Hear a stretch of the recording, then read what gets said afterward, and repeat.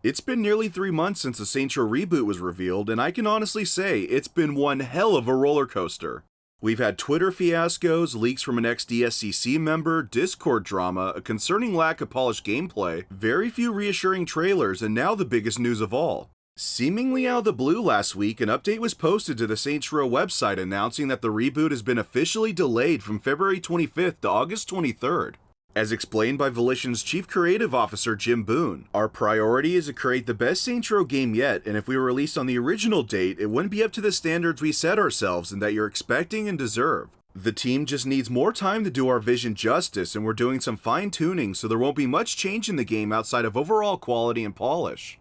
Well, if you felt the Game Informer footage wasn't up to par, you could probably feel reassured now that the devs have an additional 6 months to polish the game. Though besides fixing glitches, there's still a massive concern that a lot of players simply aren't happy with this new game. In fact, a lot of people seem to hate it. So given that there's now 9 months until the reboot launches, I thought I'd offer some suggestions that Volition could implement in that time and hopefully help gain the favor of the community. Granted, 9 months isn't enough time for drastic changes, so I'll be focusing on advice in the realm of possibility. Also, these aren't just my personal suggestions. I've combed through every single trailer, gameplay video, and social media post to gather the most common concerns the community would like to see changed. And yes, I'm well aware that we've only seen pre-alpha footage, so certain elements are likely to change, but I feel some of these requests are still useful for Volition to hear. With that said, I'd like to start with the most probable changes Volition can make, and that's to their user interface. By far one of the biggest concerns from the Game Informer footage, well, besides the glitches of course, has been health bars in the HUD. Having played the Saints Row series for 12 years now, it seems out of place for there to suddenly be health bars for enemies. It's especially distracting for vehicles when their health has been simply telegraphed through dense smoke and fire in the past. Sure, health bars are fine for specific mission objectives, but all the time seems a bit unnecessary. Therefore, I would suggest adding a toggle option in the settings so players can decide whether or not they want this feature in-game. As for the HUD, it's currently too generic and clustered. Like, check out this moment here, nearly 60% of the screen is obstructed. Besides the Game Informer and pre-alpha watermarks, we have the minimap, which seems exceptionally big for some reason, the notoriety meter, the mission objective, a separate notification for notoriety, the cash you picked up, a few bonus XP meters, some gathered ammo, the progress of a challenge, your health, perk meter, weapon, and equipped abilities, and finally, take a look at this ridiculous takedown meter planted in the bottom center of the screen. I think with just a little inspiration from the past Saints Row titles and some added player accessibility, we can come up with something far more appealing. So I spent a little time and attempted to make a HUD that both returns a bit of Saints Row's identity while also opening up the screen without sacrificing important information. Without going into too much detail, I basically took elements from Saints Row 2 that add a grittier look and swapped out the XP meters with those from Saints Row the 3rd. I think it's safe to say these display the same information without going overboard. I mean, why fix what's not broken? I've also taken the perk meter and combined it with equipped abilities. And for the takedown meter, I just placed it above the health. For the minimap, I just simply added back the classic from the previous games. This is probably a good time to mention that there's been a lot of distress for the minimap being way too dark. I'm fairly sure though it's just unfinished in this pre-alpha footage, but just in case, the map seriously needs to be lightened up or give us a map similar to the previous games. And for players who might prefer a larger map, I'd suggest to Volition adding a mini-map size option. I mean, I occasionally like using a larger mini-map in games like Red Dead Redemption 2, but it would certainly be a problem if it was the only available option. And lastly, I added an actual image of the player's currently equipped weapon. I believe it helps give the HUD more of that old school Saints Row feel and appears far less generic. Now let's move on to a few concerns for combat, the biggest being how bullet spongy the enemies appear to be. This has honestly been a problem since Saints Row the 3rd, where it feels as if you can pump an entire clip of an SMG into a person before they'll stop twirling and drop dead. If we can get more realistic bullet damage, I'm sure a lot more people will hop on board with this game's combat. You've likely also noticed that enemies occasionally glow when they're in the vicinity of the player. Now, if the definitive edition of Grand Theft Auto has taught us anything, it's that glowing enemies are simply annoying in an open-world crime title. I'm sure this is used to indicate when the player can use their special ability, but it'd be preferred if it was less distracting. Maybe add a different color button prompt or something similar to Saints Row the 3rd's Human Shield indicator. Another minor concern for combat has been weapon reticles.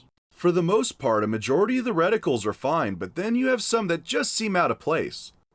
The SMG reticle specifically seems like something out of Halo rather than a Saints Row game. It would be much appreciated if these were updated, maybe give us something similar to Saints Row 2 or even Grand Theft Auto 4. And lastly for combat, I want to bring up these, skull icons. Each time the player gets a headshot, these stupid Watch Dogs 2 looking skulls appear. It honestly has to be my biggest pet peeve from the gameplay I've seen, and I know a lot of players would much rather these be removed or at least have the option to turn them off. Moving on, I'd like to briefly discuss vehicles. There have been a lot of comments about vehicle physics and combat in the game, saying they come off as just too unrealistic. It personally reminds me of Sleeping Dogs, where vehicles were considered the game's weakest aspect.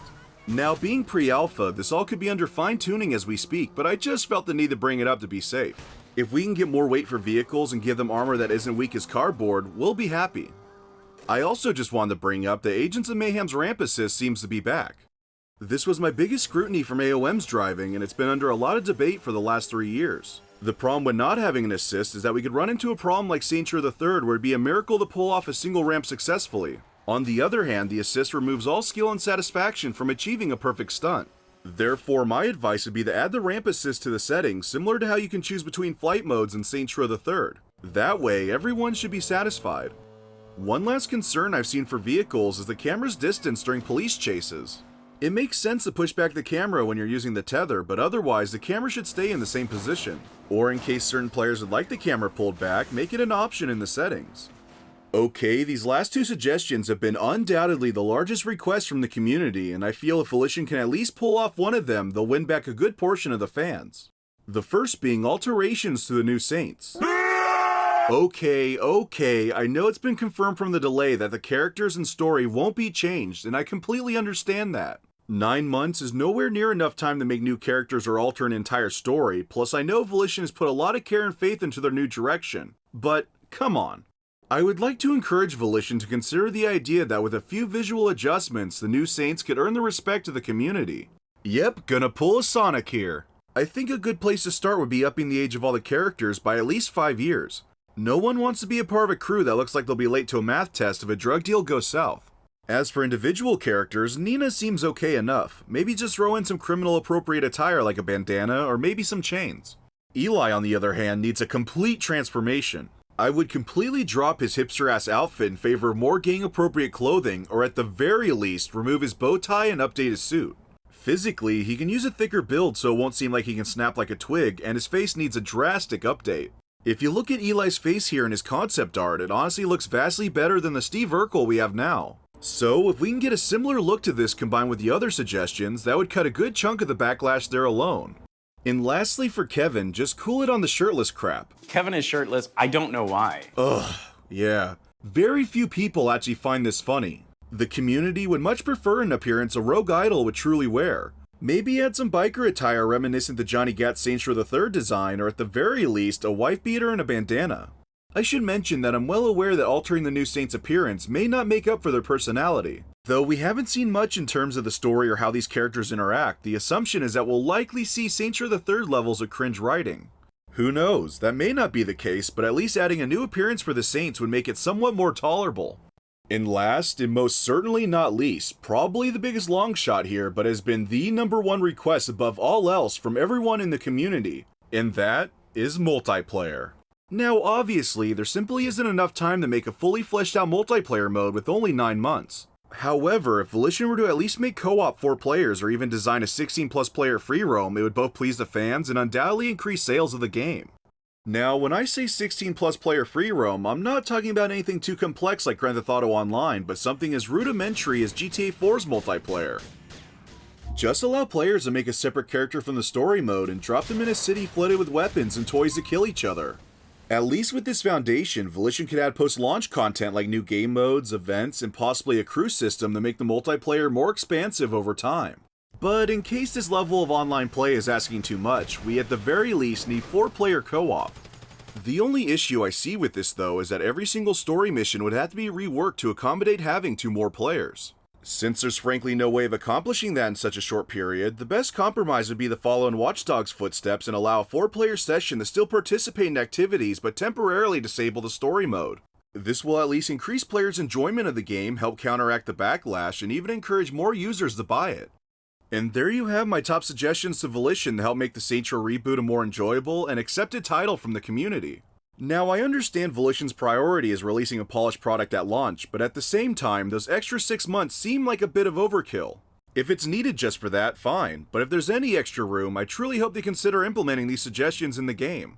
Anyway, I hope you enjoyed the video. If there's any reasonable suggestions you wish Volition would listen to, please leave them in the comments below. And before ending today's video, I'd like to give a special thanks to my Patreon sponsors. John, Sis121525, Specialist Angel Figueroa, Sam Just, Gabriel Snyder, Flufftail, Dr. Purple Bunny 78, Delta, and Big G. Like always, thank you for watching, and I'll catch you guys next time.